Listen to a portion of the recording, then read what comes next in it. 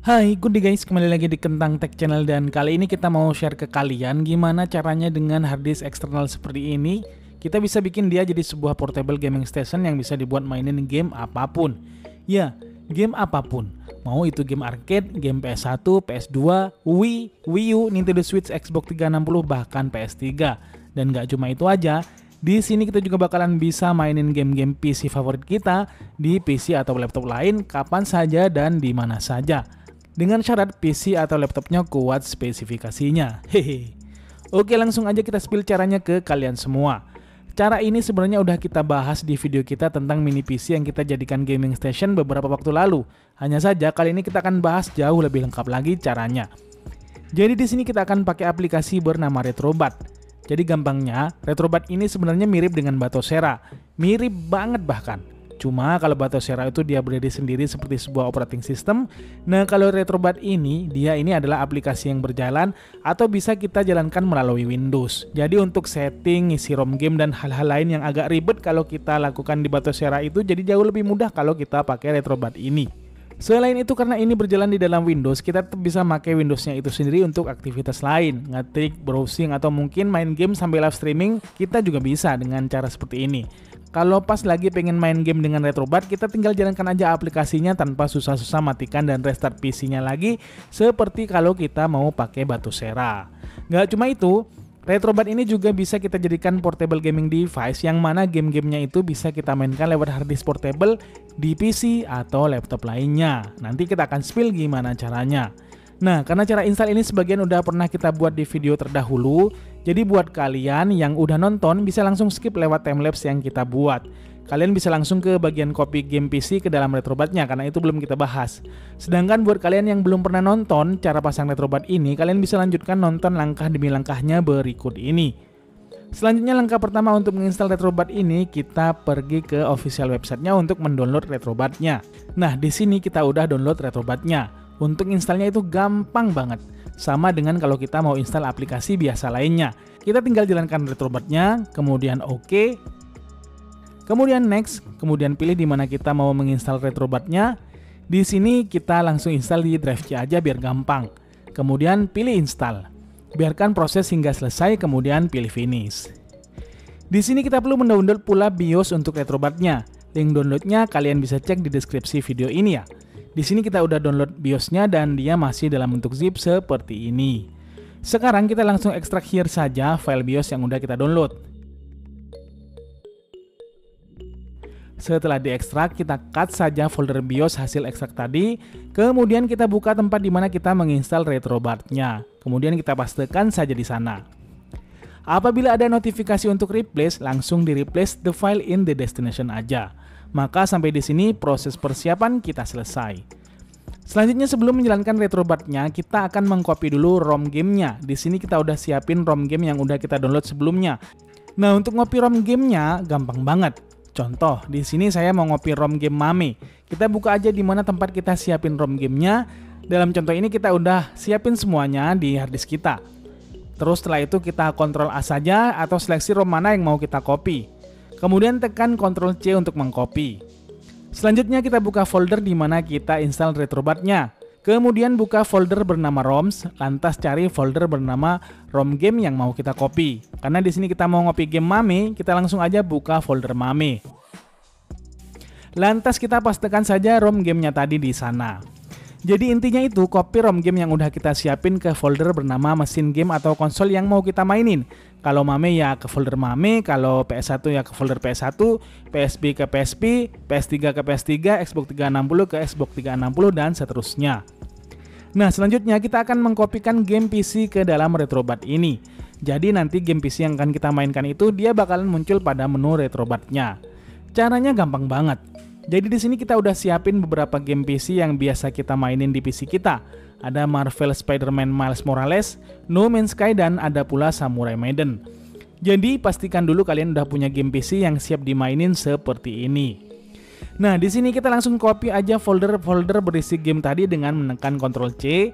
Kemudian kita buka folder di mana kita menginstal Retrobat-nya. Lantas buka folder ROMs. Lantas scroll ke bawah sampai ketemu folder Windows. Lantas kita bisa pastekan saja folder-folder berisi game PC yang udah kita copy tadi ke dalam folder Windows ini. Biarkan hingga selesai.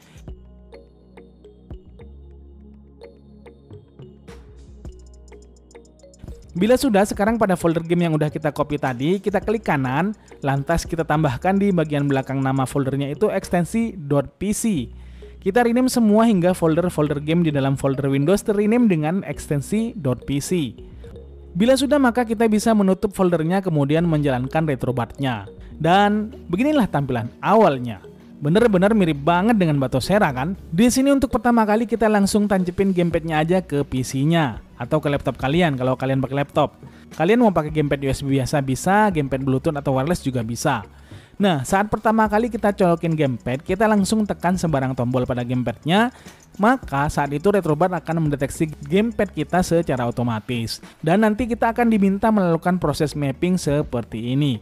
Kita bisa langsung mapping aja dulu gamepadnya, kemudian kita sesuaikan aja dengan gamepad yang kita pakai. Bila sudah, tekan OK. Nah, pada tampilan awal retrobat akan muncul beberapa emulator game yang ROM-nya udah kita copy. Di sini bisa kita lihat yang akan muncul pada menunya di sini adalah game-game yang ROM-nya itu sudah kita kopikan ke dalam retrobatnya. Jadi yang belum dikopikan itu nggak akan muncul. Misal kalian belum kopikan game PS3, maka di sini untuk menu PS3-nya nggak akan muncul. Tapi kalau kalian udah kopikan ROM PS3-nya, maka kalian bisa melihat ada menu untuk mainin game PS3 di sini. Selanjutnya kita bisa masuk ke setting dengan menekan tombol start pada gamepad. Kemudian di sini kita langsung cari update and download, kemudian pilih themes. Karena kita akan mencoba merubah tampilan dari retrobatnya jadi lebih keren. Di themes downloader ini banyak sekali tema yang bisa kita pakai. Kita bisa pilih saja mana yang kita suka. Bila sudah ketemu, langsung kita pilih saja untuk mendownload, kemudian kita tunggu hingga selesai.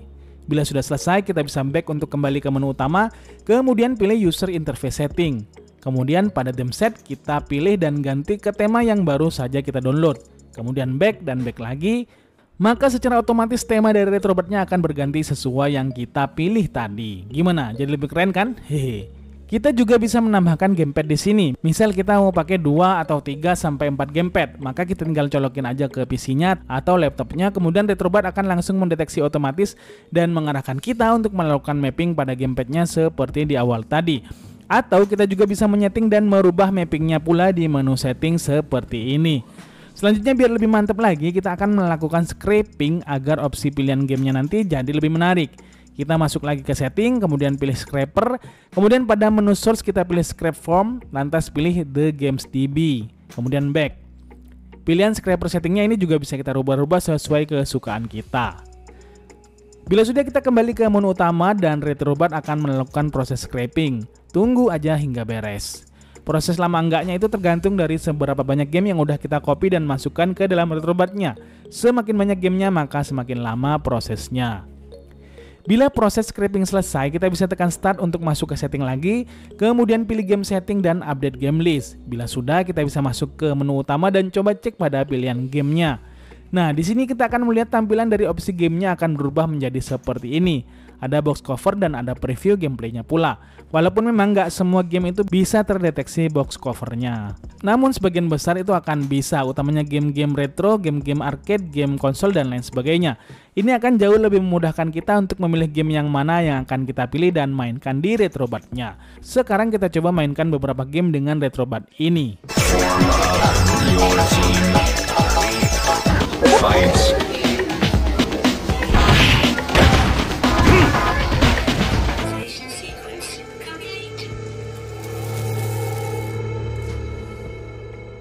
Kemudian ada beberapa konfigurasi tambahan yang akan kita jelasin di sini.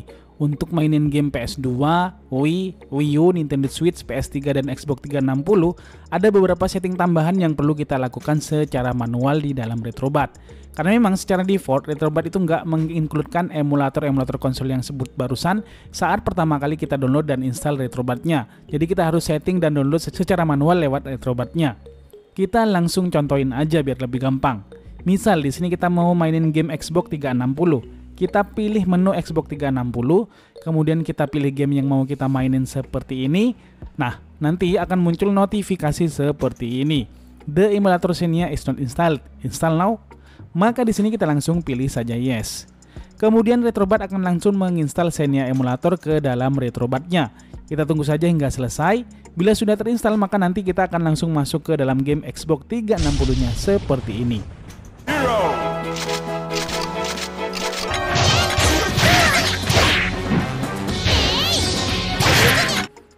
Hal ini juga kita lakukan pada beberapa game dari emulator PS2 dan Wii.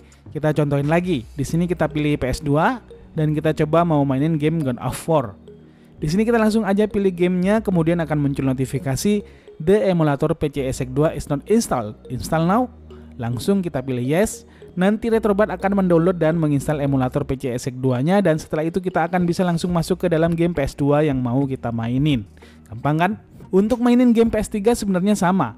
Kita tinggal pilih menu PS3, kemudian pilih game yang mau kita mainin. Misal di sini kita mau mainin game No More Heroes, Heroes Paradise. Kita pilih saja gamenya, nanti Retrobat akan otomatis mendownload dan menginstal RC PS3-nya. Kita tunggu saja hingga selesai, dan bila sudah, akan muncul emulator RC PS3-nya seperti ini. Jadi kita harus setting manual. Kita diminta untuk menginstal firmware-nya terlebih dahulu. Kita tekan yes aja, maka nanti proses instalasi firmware-nya akan berjalan. Tunggu aja hingga selesai. Bila sudah, nanti kita akan masuk lagi ke dalam Retrobatnya dengan tampilan seperti ini. Akan ada proses compiling PPU model, tunggu aja hingga selesai, dan nggak lama kemudian kita akan masuk ke dalam gamenya seperti ini. Nah, tapi untuk RPCS3 ini, karena masing-masing game itu punya setting yang berbeda-beda, kadang-kala kita perlu men-setting secara manual RPCS3-nya. Caranya, kita perlu keluar dari Retrobatnya dulu, kemudian masuk ke dalam folder Retrobat, lantas masuk ke dalam folder emulator dan pilih folder RPCS3-nya. Lantas kita bisa jalankan rpcs3.exe-nya, maka nanti emulator RPCS3-nya akan muncul seperti ini. Di sana ada dua game yang muncul karena sebelumnya udah kita sempat coba mainin. Biasanya kalau pertama kali dijalankan itu tampilan thumbnail gamenya ini nggak akan muncul. Nah, sekarang kita bisa tekan help, kemudian check for update. Ini kita lakukan agar versi RPCS3 yang kita pakai di Retrobat ini adalah versi yang baru. Karena versi terbaru dari RPCS3 itu performanya udah jauh lebih kenceng dan jauh lebih bagus. Di sini emulatornya kita udah update, lantas kita pilih OK. Selanjutnya kita perlu melakukan setting terlebih dahulu pada RPCS3-nya. Di sini kita pilih config, kemudian kita bisa sesuaikan saja opsi settingnya ini mana yang pas dengan PC atau laptop yang kita gunakan. Karena masing-masing PC atau laptop itu kadang settingannya bisa beda-beda, tergantung spesifikasinya. Untuk pembahasan setting dari RPCS3-nya ini udah pernah kita bahas tuntas dan lengkap di video kita terdahulu. Kalian bisa cek videonya di deskripsi video ini. Bila settingan udah selesai, kita bisa tutup RPCS3-nya dan jalankan kembali Retrobatnya, dan game PS3-nya bisa kita mainkan kembali. Nah, setting yang agak berbeda ada pada game Nintendo Switch. Kalau kita nggak install secara manual emulator Nintendo Switch-nya, kalau kita mau main itu nanti akan muncul keterangan an error occur seperti ini. Ada keterangan emulator is missing. Nah, cara ngatasinya adalah sebagai berikut. Kita masuk dulu ke menu game Nintendo Switch-nya di Retrobatnya, kemudian tekan select pada gamepad, kemudian pilih Advanced System Option. Kemudian pilih emulator. Di sini setting yang awalnya auto kita pilih manual, terserah kita mau pakai Yuzu atau mau pakai Ryujin 8. Saya di sini pilih Ryujin 8 karena menurut saya Ryujin 8 itu lebih banyak game Nintendo Switch yang stabil untuk dimainin di sana. Bila sudah, kita bisa back dan quit dulu dari Retrobatnya. Selanjutnya kita akan masukkan emulator Ryujin 8-nya secara manual. Pastinya kalian harus sudah pernah dulu install emulator Ryujin 8-nya di PC atau laptop kalian. Tapi jangan khawatir, buat yang belum pernah download dan install Ryujin 8, kita udah kasih linknya di deskripsi video ini. Bila udah kalian download filenya, kalian tinggal ekstrak aja hingga nanti muncul folder Yuzu-nya seperti ini. Folder Ryujin 8-nya seperti ini. Kalian buka folder Ryujin 8-nya, kemudian Ctrl A untuk memilih semuanya, kemudian kalian bisa copy atau cut aja semua isinya. Lantas buka folder Retrobatnya, pilih emulator, kemudian pilih Ryujin 8. Kalian bisa pastekan semua file yang udah kalian cut atau copy tadi di dalam folder tersebut. Bila udah selesai, maka kalian bisa buka Retrobat kembali dan mainin game Nintendo Switch-nya.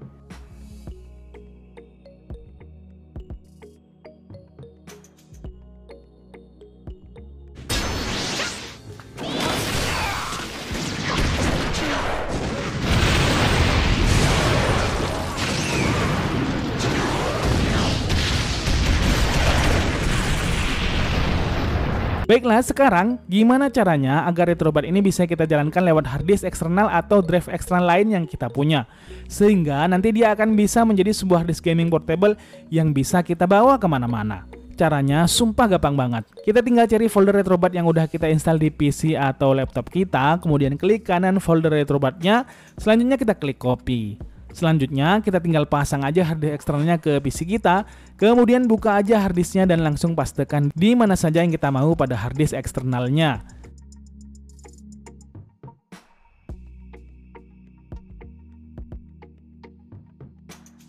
Nah, bila sudah tercopy seperti ini, kita tinggal cabut aja harddisk eksternalnya dan coba mainkan di PC lain yang nggak terinstall Retrobat di dalamnya. Jadi kita udah ada PC kita yang lain di sini ya, yang sebelumnya belum pernah terinstall Retrobatnya. Kita tinggal buka aja folder harddisk eksternal yang udah kita pasang, kemudian kita cari di mana kita mengcopy folder Retrobatnya tadi. Buka folder Retrobatnya, jalankan Retrobatnya dan selesai. Sesimpel itu.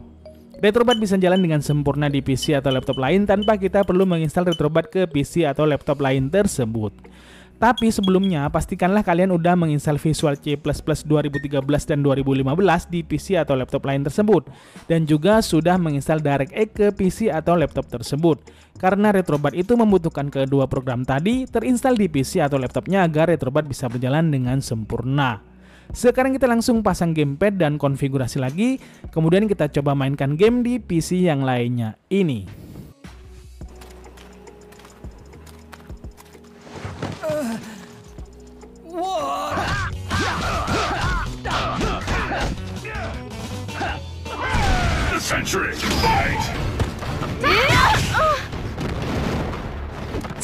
Seperti yang kalian lihat, kita bisa mainin game-game dari Retrobat ini dengan lancar walaupun kita mainnya cuma lewat harddisk eksternal seperti ini. Mantap bukan? Hehe. So, demikianlah tutorial lengkap Retrobat kali ini, lengkap dengan cara pasang ke harddisk eksternal agar bisa jadi portable gaming station yang bisa dibawa ke mana saja dan dimainkan kapan saja. Terima kasih udah nonton video ini sampai habis. See you in the next video, adios, dan jangan lupa semangat setiap hari.